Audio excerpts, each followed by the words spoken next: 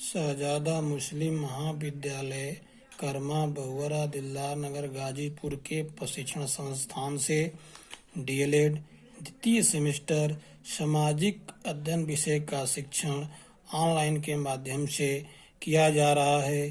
प्रशिक्षुओं, आज का शिक्षण बिंदु है वर्धन वंश। आज का शिक्षण बिंदु है वर्धन वंश। गुप्त काल की समाप्ति के लगभग 100 वर्षों के बाद एक नई शक्ति का उदय हुआ जिसे वर्धन वंश के नाम से जाना जाता है। इस वंश का प्रतापी राजा हर्षवर्धन था। उनके पिता का नाम प्रभाकर वर्धन तथा माता का नाम यशोमती था। हर्षवर्धन लगभग 606 ईस्वी में थानेश्वर के सिंहासन पर बैठा। हर्ष के विषय में हमें बाणभट्ट के हर्ष चरित से व्यापक जानकारियां प्राप्त होती है। हर्ष ने लगभग 41 वर्ष तक शासन किया था। इन वर्षों में हर्ष ने अपने साम्राज्य का विस्तार जालंधर, पंजाब, कश्मीर, नेपाल एवं वल्लभी तक कर लिया था। इसने आर्यावर्त को भी अपने अधीन किया था। हर्ष को वातापी के चालुक्य वंशी शासक पुलकेशियन द्वितीय से पराजित होना पड़ा था, जिसका उल्लेख ऐहोल के प्रशस्ति में मिलता है। कन्नौज को हर्ष ने अपनी राजधानी बनाया था। हर्ष एक और नाम से भी जाना जाता है, जिसको शिलादित्य भी कहते थे। इसने परमभट्टारक मगध नरेश की उपाधि ग्रहण किया था। हर्ष को अपने दक्षिण के अभियान में असफलता हाथ लगी, क्योंकि चालुक्य नरेश पुलकेशियन द्वितीय ने हर्ष को पराजित कर दिया था। हर्ष एक प्रतिष्ठित नाटककार एवं कवि भी था। इसने नागानंद, रत्नावली एवं प्रियदर्शिका नामक नाटकों की रचना किया है। इसके दरबार में मयूर, हरिदत्त एवं जयसेन जैसे प्रसिद्ध कवि एवं लेखक रहते थे। हर्ष बौद्ध धर्म की महायान शाखा का समर्थक होने के साथ साथ विष्णु एवं शिव की स्तुति भी करता था।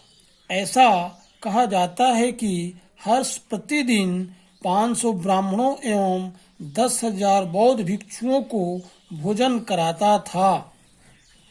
हर्ष ने लगभग 643 ईस्वी में कन्नौज तथा प्रयाग में 2 विशाल धार्मिक सभाओं का आयोजन किया था। हर्ष द्वारा प्रयाग में आयोजित सभा को महामोक्ष परिषद के नाम से जाना जाता है।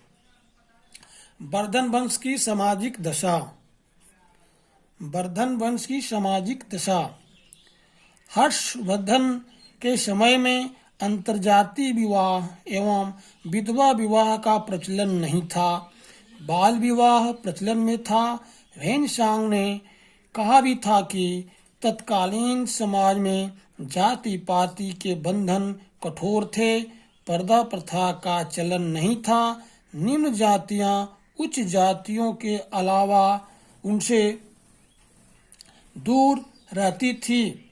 लोग लहसुन, प्याज, मांस, मदिरा एवं मछली का प्रयोग कम करते थे। ब्राह्मण लोग विद्या अर्जन, क्षत्रिय लोग युद्ध और वैश्य लोग व्यापार किया करते थे।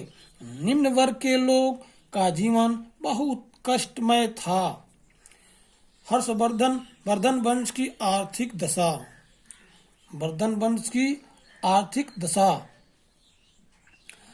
हर्षवर्धन के शासन काल की विशिष्ट घटना ह्वेन-त्सांग की भारत में आगमन के समय से पता चलता है कि उसने जिन जिन प्रदेशों की यात्रा किया था वहां की आर्थिक दशा को देखकर चकाचौंध हो गया था।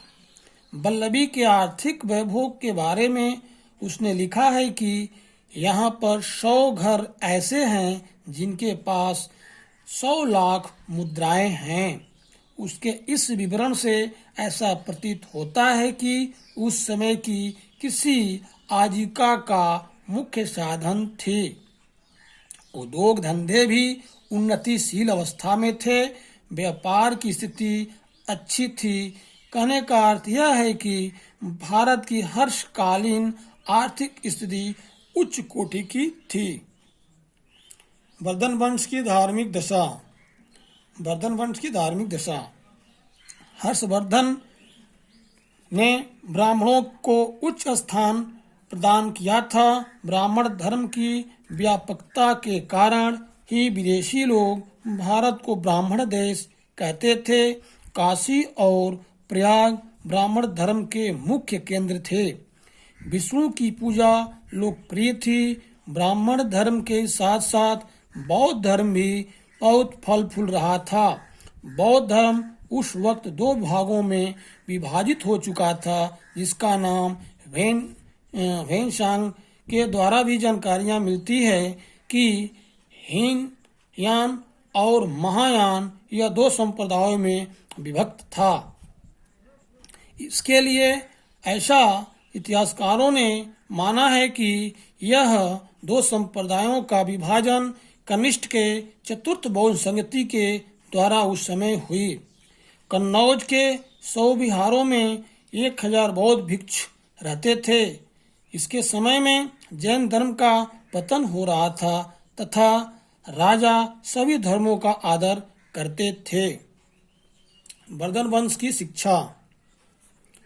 वर्धन वंश की शिक्षा। हर्षवर्धन के समय में शिक्षा का प्रसार व्यापक था। नालंदा विश्वविद्यालय शिक्षा का उच्च कोटि का केंद्र था। हर्ष द्वारा इसे राजकीय संरक्षण भी दिया गया था।